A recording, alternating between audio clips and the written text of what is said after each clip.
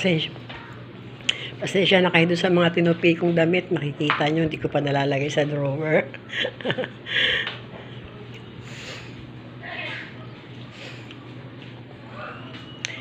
Ang aming simpleng bahay. Cute na bahay.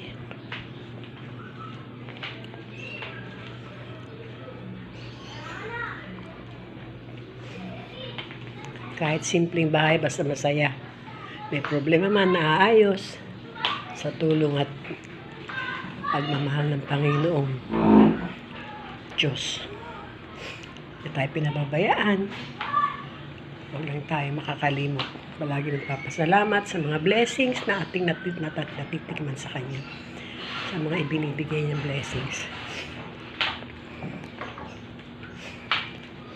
Thank you, Lord, for the blessings and love that you're giving us on this house.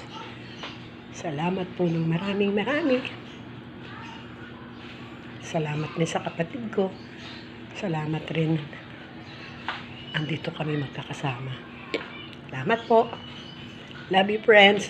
Bye-bye.